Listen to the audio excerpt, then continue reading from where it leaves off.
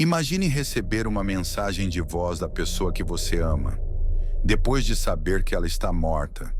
Isso aconteceu com Mateus, e o que parecia ser um erro sinistro logo se transformou em um pesadelo real, porque cada nova mensagem era um aviso e o tempo estava se esgotando.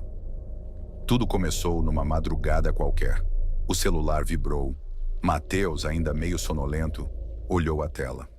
Uma nova mensagem de voz. O nome que aparecia no visor fez seu coração parar por um segundo. Letícia. Mas isso não fazia sentido. Ela tinha morrido 2 dias antes. Ele pensou que poderia ser um bug, talvez uma gravação antiga que o sistema reenviou automaticamente. Mas ao dar play, seu sangue gelou. Mateus, ele tá aqui, me ajuda. A voz dela era recente, ofegante, assustada. Não havia como ser uma gravação antiga. Era como se ela estivesse viva, como se tivesse acabado de falar com ele. E foi aí que tudo começou a desmoronar. 2 dias antes, Mateus havia se despedido de Letícia em seu velório. A cerimônia foi rápida, silenciosa, coberta por uma chuva fina e fria. Letícia morrera em um acidente de carro, sozinha. Segundo os médicos, a morte foi imediata, sem dor, sem chances de socorro. Mas uma coisa não fazia sentido. O celular dela foi encontrado no banco do passageiro, intacto, sem senha, com uma única gravação recente. A mensagem, aquela mensagem. Na noite seguinte, Mateus recebeu outra mensagem de voz. E depois mais uma, e mais outra. Todas vindo do número de Letícia. A voz dela começava calma, mas com o passar das noites, tornava-se mais desesperada, mais implorante, mais sobrenatural. Mateus, por favor, ouve o que ele está dizendo. Sons estranhos vinham ao fundo, correntes, portas batendo, palavras em uma língua que ele não reconhecia. Às vezes, ele ouvia o próprio nome sendo repetido. Outras vezes, apenas sussurros cortados. Em uma das mensagens, ela disse algo que gelou a espinha dele.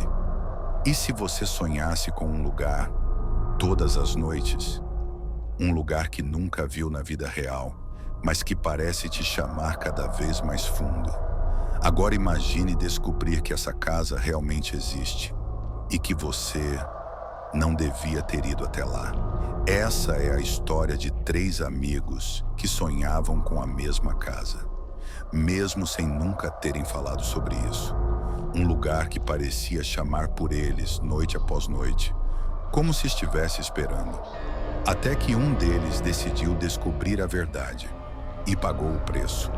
Bloco 1, a conexão, 1h30 às 4 horas. Bruno começou a sonhar com a casa primeiro. Era sempre igual.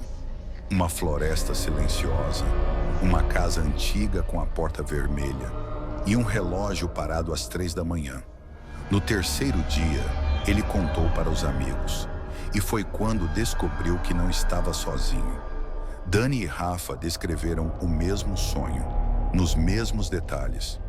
Todos tinham visto a mesma escada em espiral, o mesmo espelho quebrado, o mesmo corredor sem fim.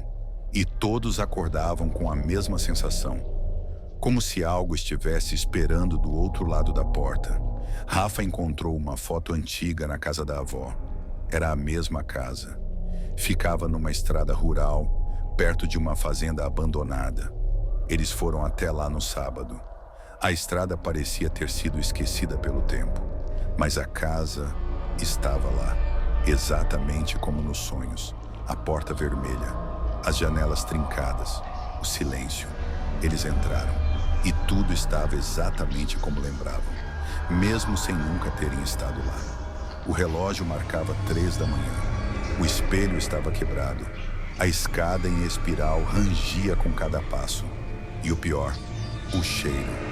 Era o mesmo cheiro do sonho.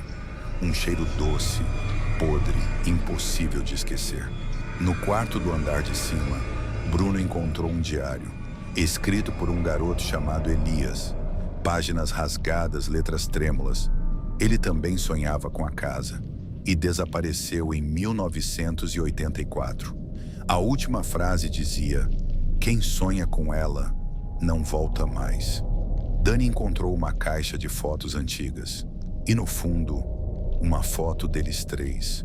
Mesmos rostos, mesmas roupas, mas tirada há mais de 30 anos.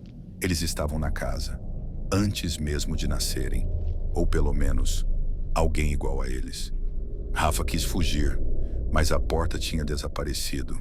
O corredor levava de volta ao mesmo lugar. A casa não deixava ninguém sair. A casa começou a mudar. Corredores novos apareciam. Portas levavam a quartos que não existiam. O tempo parou. O relógio sempre marcava 3 da manhã. Bruno ficou em silêncio, lendo as páginas do diário, murmurando palavras que não entendia. Dani gritava, mas sua voz era abafada pelas paredes. Eles começaram a esquecer quem eram. Rafa sumiu, como se nunca tivesse entrado. Bruno olhou para Dani com olhos vazios e disse: "Ela me chamou. Eu voltei." Na manhã seguinte, Bruno acordou em casa. Aparentemente, tudo tinha voltado ao normal. Mas pela janela, lá estava ela, a casa, no mesmo lugar, inalterada. Dani também acordou, mas agora tinha cicatrizes que não lembrava dele. Era como se nunca tivesse existido. E então, Bruno entendeu. Eles nunca saíram da casa. Eles só acordaram dentro do sonho. E o sonho agora fazia parte deles. Alguns sonhos são avisos. Outros, são armadilhas. E há aqueles que só querem te fazer voltar. A casa ainda está lá. E ela continua esperando por você.